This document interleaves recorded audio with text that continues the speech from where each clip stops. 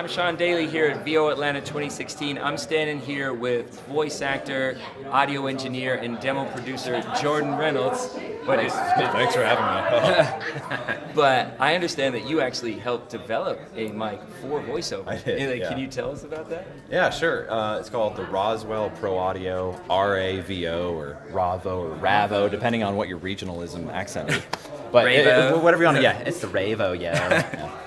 But long story short, recordinghacks.com, it's a microphone database. The smart guy named Matt Mcglynn, I have a good relationship with him. I used to review mics for voiceover, and all these mics sounded good, but a lot of them were just really bright. They were all made for, vocals on albums, pop songs. Or instruments. Yeah, they weren't really made for voiceover. So a lot of engineers have problems. They're like, there's just too much low end, because we work in booths. They're really boxy. You just have to take so much out. You end up having to tweak stuff, and it can be a pain in the ass for engineers or and clients, right? So we spent about a year and a half going through prototypes, and I had the easy job. He would just send me boxes of mics and be like, okay, I like the bottom end on mic A, I like the mid range on mic B, I like the top, So after a year and a half of that, and then getting all that stuff done, it's called the RAVO microphone.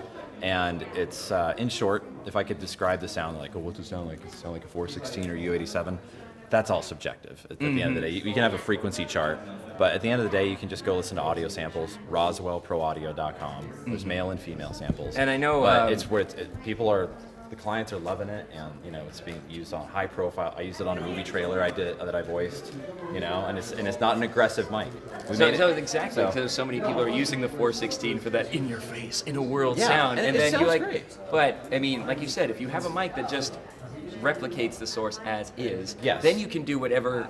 Then you can make the sound however you want it after the fact. Exactly. Yep. And that's what your clients are doing, and the smoother you can get it to them as, like, without it being too sharp or shrill or too much bottom end or boominess, the better. It makes their life easier. You give them something to work with in the first place, instead of you're not like, I have to fix this. Yeah. This is just like, I can play with this instead. Exactly. So that's what we aim for. Something that is, it takes off a lot more low end than most mics built in. It's a high pass filter on it, but we all work in these boxy sounding booths and closets, so it eliminates a lot of that. Mm-hmm. And then the top end is not too shrill to where you have to de-ess and make it like, it's just too. I have a very sibilant voice. This mic works great on people who are overly sibilant because it's not too bright. So I know it's a nice balance. A lot of female talent might think they're like, what's a good mic for female talent? And we never talk about that. But you were just saying, you really have a sort of tame upper end, and it can be good for sibilant voices, and female talent do tend to have that. It's true, yeah. The female voice naturally tends to have a bit more of a harsh sibilant sound, and it's this microphone is great on many female talents' voices for that very reason. And again, to iterate, it's not just a flat sounding mic. It still has a lot of top end, but not as much as some of the more popular mics, and so it's more pleasing to listen to.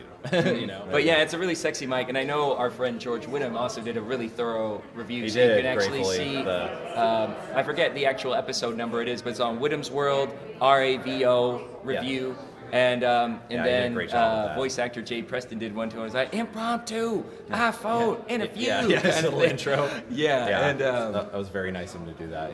We had a quick interview about it where you can show it and whatnot. So yes, I'm very grateful. This community's been amazing at pimping out a product I helped. Well, I mean, like you said, it's a really unique product, and we have industry standards that weren't purpose built for it. They just kind of and they still work great. Again, we're not out there to be like, all the other mics suck, here's this one. It's just like, it's addressing a sound signature that doesn't seem to exist, and that's what we aim for. It's another option, right? And it's something that people should try. If they say, if you move past a USB mic like the Yeti, and then you're maybe not happy with the $200 to $500 dollar stuff, then before you go with the Neumann once you're ready to make that big, it average, the price is usually running for $999, $1,000. Yeah, it's right at the similar price point as the 416 and the 103. Yeah. So it's $200 less. Yeah, depending on like what kit you get, but it Yeah. comes with a really nice shock mount and a waterproof case, so it's got some nice accessories that come with it. So but yeah, when you're ready at that price point,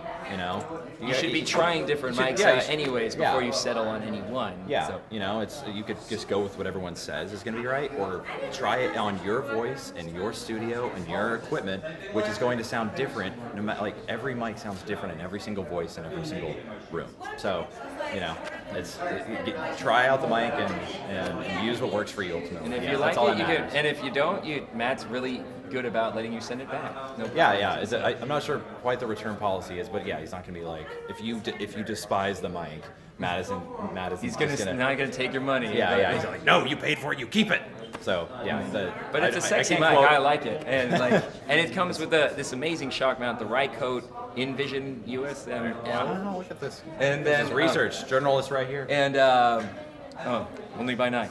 But anyways, this thing is like $125 by itself. Yeah. But that's still cheaper than some of the Sennheiser Neumann mounts, which are $200, and they only work with one mic. Yes, yeah. So the shock mount that comes with the mic, the Ravo, is it's universal, so you can fit any mic into within a certain diameter, which is it's most mics. Exactly. So that is an advantage. So thank you.